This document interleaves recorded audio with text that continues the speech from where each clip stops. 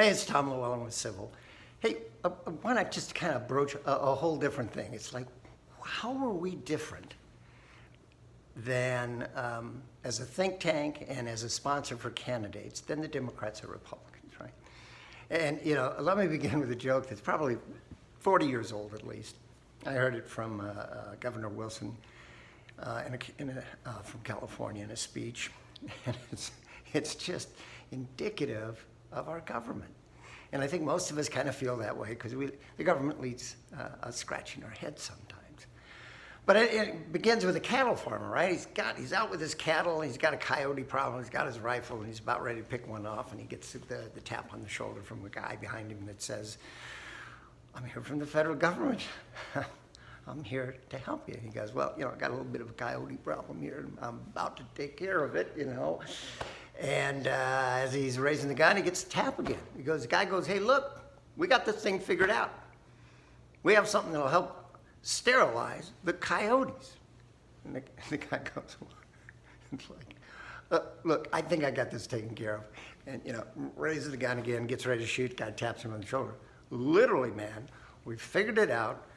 We know how to give them shots to sterilize them." And the guy goes, "Really?" He goes, "Yeah, really, yes, we can fix this." And the cattle farmer looks at him and goes, "Well, what do you think the coyotes are doing to the cows?" Right?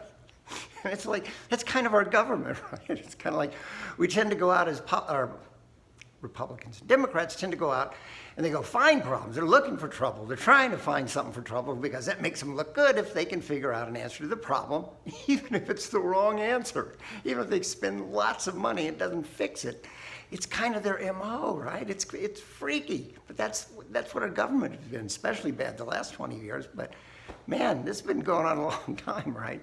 And I think the body politic is getting a little tired of it. So what's the difference between the Democrat and the Republican point of view, and then civil, and the things we want our independent candidates, our nonpartisan candidates, to run on? And it's like, when you look at the Democrats, they love big government. The more you spend, the better it must be because, they're all good people, and, spending money is always good, right? At the other end is kind of the Republicans. Now, they believe in not a national strong government, kind of a national socialist government that the Democrats seem to be dreaming of. That was something the Founding Fathers ran away from because the kings and queens of the time were doing precisely the same thing, so they didn't want to be part of that. Republicans kind of believe in what's in the Constitution, a limited federal government. You got a government with certain responsibilities, they do those, they push the rest of the responsibilities to the states and the people, and you get this division of power, which is supposed to help protect us from an overbearing government. Now, do they do that well? To some degree or another, but they're like the Democrats. They love spending. They spend like a bunch of drunken sailors, as John McCain would say. May his soul rest in peace, right? Great man. Whether you liked him or not, great man, right? So at the end of the day, these two parties have two problems that they're not addressing. One is the China problem, which is they've got a 30-year strategic plan that says, we're going to grow so fast, we're going to be twice as big as you, and we're going to kick you to the curb, which I would not like to happen to my children.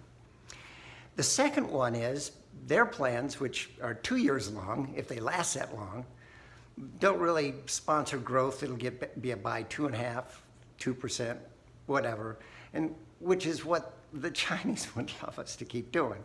We need to grow like 4 and 4.5%. Well, the second problem, which can solve the first one, is we have the most laggard, incompetent institution, our federal government, is the most incompetent not only in the United States, but in the world and throughout history. It's a train wreck of vastly too many people going and looking for problems, trying to find them, making them a federal problem, spending money ineffectively, and at the end of the day, hurting the economy because they don't know what they're doing, they don't have a plan, and they have no will to do beyond one of two things.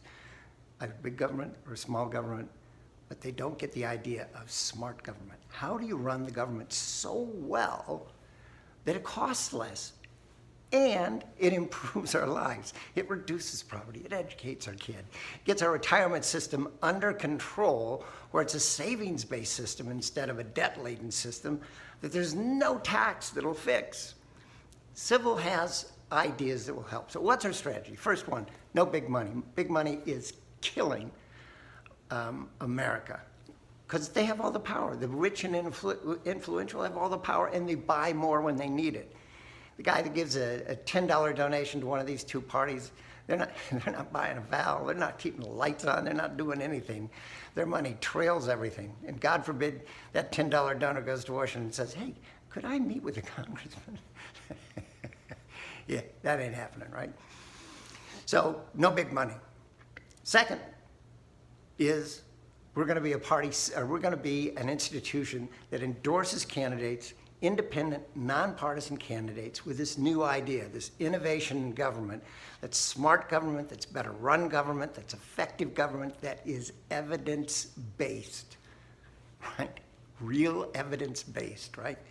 And if we did just three things, we've got a fix for the retirement system that actually generates vast amounts of investments for individuals and helps rid us of anywhere from $50 to $100 trillion in unfunded mandates. We have education enterprise zones. Only a quarter of our kids get an education that's proficient enough for them to get a 21st century job. That ain't gonna cut it, right?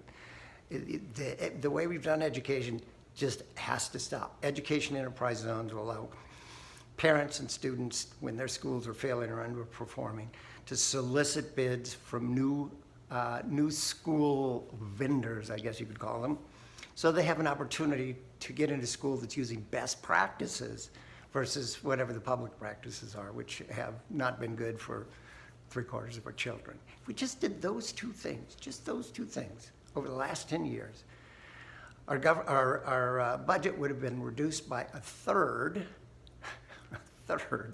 Taxes would be lower, and your lives would be appreciably better, and our economy would have been growing at 4.5%. Take COVID out of the mix, right? That's where we need to be. So if you're wondering where we're going, we want a great, best-run, simple, straightforward, understandable government that meets its objectives socially and financially. And that's it. We are not doing that today. And the people you're voting for are just taking it closer and closer to the train wreck, right? Anyway, I'm Tom Llewellyn, and I'll talk to you next time. Thanks.